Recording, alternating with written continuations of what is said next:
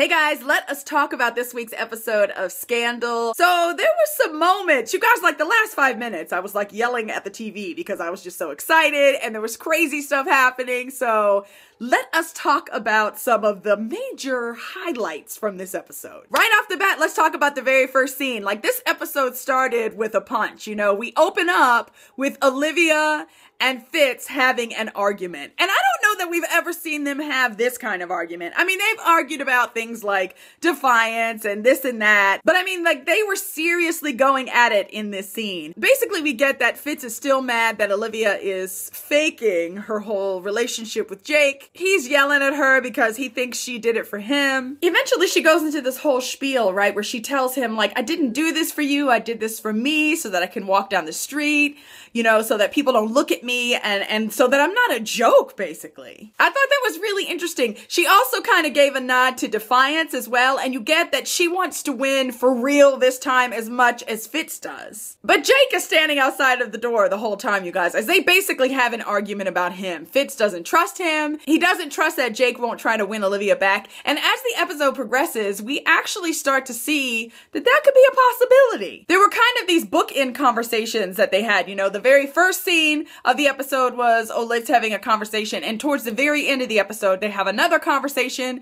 in the Oval Office where Fitz is asking her, do you still have feelings for Jake? And Olivia's answer is really vague as she tells him, I'm not sure. I know so many of you guys out there hate Jake, but it definitely looks like he's here to stay. And I do think he is planning to try to fight for Olivia. I also think we're starting to kind of see that corruption of Jake. Look what being the head of B613 did to Olivia's dad. And in this episode, I think we really kind of start to see the beginnings of that happening to Jake. He gets this like briefcase delivered to him. So first of all, it turns out that he now has like the highest clearance level of any intelligence officer like in the US. And also we get that it's his job to kind of protect the Republic and to kind of stay a couple of steps ahead of even the president. And I think that's going to start to go to Jake's head for sure. The big kicker too is that B613 has a resource in the White House. And by the end of the episode, we figure out that that is the Secret Service agent Tom. That was definitely a me screaming at my TV moment when I saw Tom show up at B613. Not Tom! I mean, I just can't believe that he is the traitor. So our new VP, Andrew Nichols, there is a little bit of a scandal as a reporter supposedly has some evidence that there was like drug use at the governor's mansion. Turns out that it was actually Mellie, and that Mellie, when she was trying to deal with the fact that she had been raped by her father-in-law, that at one point she tried to kill herself, like she tried to take a bunch of pills. And as we saw those flashbacks, we start to kind of see the genesis of that relationship between Mellie and Andrew Nichols. I also think we got to see some insight into the breakdown of her and Fitz's marriage, which was really interesting also. So Andrew Nichols covers for her though when this reporter comes out and says, oh, somebody was taking pills. He covers for her and tries to say it was him. In the end, Olivia manages to like squash the story, but you get that this man is like really willing to sacrifice for her. When Olivia squashes the story too, she actually does figure out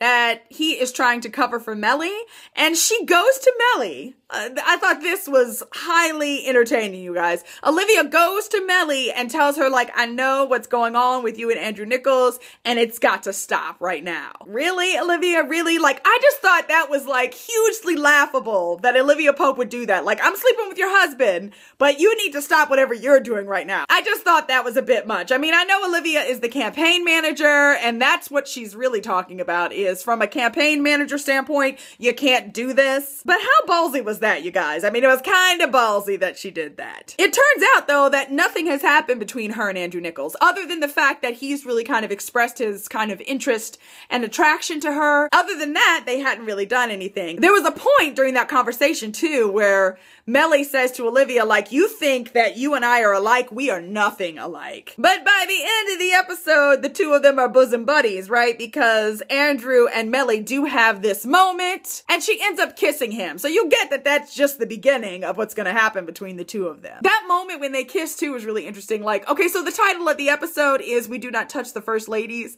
And it was like, as they were kissing, they were in this room where all the first lady portraits were at. And the camera shots were really quick. And it was like all of the first ladies were watching what they were doing. It was just really kind of artsy fartsy and I liked it. So many of you guys were asking me last week in the comment section about who I thought was going to be dying on Scandal soon. I'm just going to go ahead and put my money on James right now because he's an idiot. And, you know, Cyrus is gonna kill this man. So James and David Rosen are basically like the accidental spies from some like 80s comedy movie. The two of them are just idiots. Really, James is the idiot, right? He knows that if Cyrus finds out that he is this reporter's source, that he's gonna be in trouble. Let's talk about Adnan Salif really quickly because we kind of see more of her in this episode. We still don't get a lot about who she is or why Harrison was afraid of her. The one little tidbit that we get from this episode is something about Clearwater. Does Olivia know about Clearwater is what Adnan Salif says to him at one point. So I'm sure we'll be learning more about that soon. Now the big shocker at the end does have to do with Adnan Salif. She does show up at a fundraiser and tries to kind of make this connection with Cyrus. She basically promises Cyrus campaign money and we all know that Cyrus is going to do anything he can to get that money. At the very end of the episode though, we see her go back to a hotel room and someone is in the room with her. And for a couple of seconds you're trying to figure out, oh my gosh, who is it? Am I gonna know who it is? And then when they finally show that person's face, that was my biggest shocker of this episode. It turns out that it's Mama Pope. So Mama Pope and Adnan Salif are somehow connected and I cannot wait to figure out what is going on there. Let's talk about Quinn and Huck really quickly, you guys.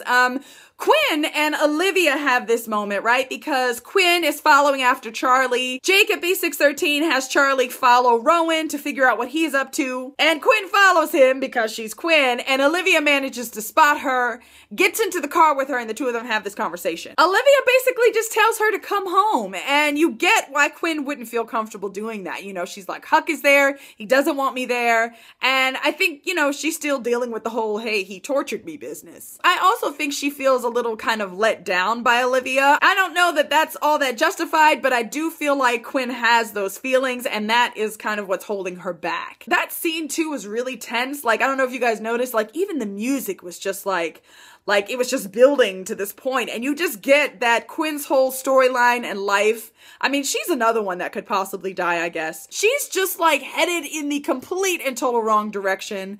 And Olivia told her, B613 will destroy you. And it is so true. At this point, Jake is not using her because of Olivia. But I have a feeling that if Quinn keeps making herself useful to him, that eventually he will do it. Now, the entire episode, Huck keeps bringing Olivia coffee, like at random times, right? And she just would have this look on her face like, why are you bringing me coffee? And it was just weird. Finally, she says to him like, Huck, you know I don't drink coffee. And then he confesses that, you know, he's bringing her coffee because he knows that she's mad at him.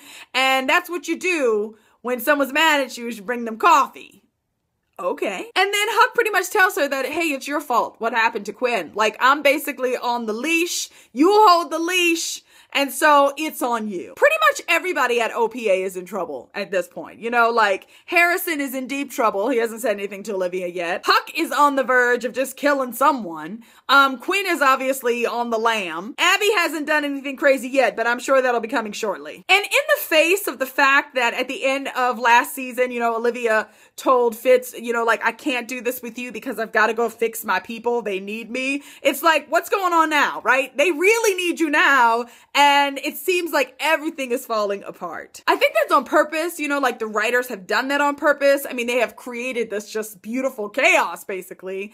And I really can't wait to kind of see where all of that goes. Also, Hollis Doyle was in this episode, you guys, and I forgot how entertaining he was. It was good to see Hollis. And he's obviously playing both sides as he promises to contribute to both campaigns. Sally is on the edge of a nervous breakdown as she sits in the room where she killed her husband and imagines his dead body Sally on the floor. So I don't know how much longer it's going to be before Sally cracks. And I hope she does it like at a debate or something. That would be kind of epic. Okay, you guys, that is it for me this week. I mean, there was a lot that went on. I feel like we are building and building towards something, and I cannot wait to see what that is going to be. Okay, you guys, don't forget about Scandal Chat. It's going to be happening again this Saturday at 1 p.m. Pacific Standard Time here on this YouTube channel. It will be live. You can watch it. You can ask questions. So you should join in. I will add the link for last week's chat so you can check that out. And yeah, we'll see you guys again soon. Bye.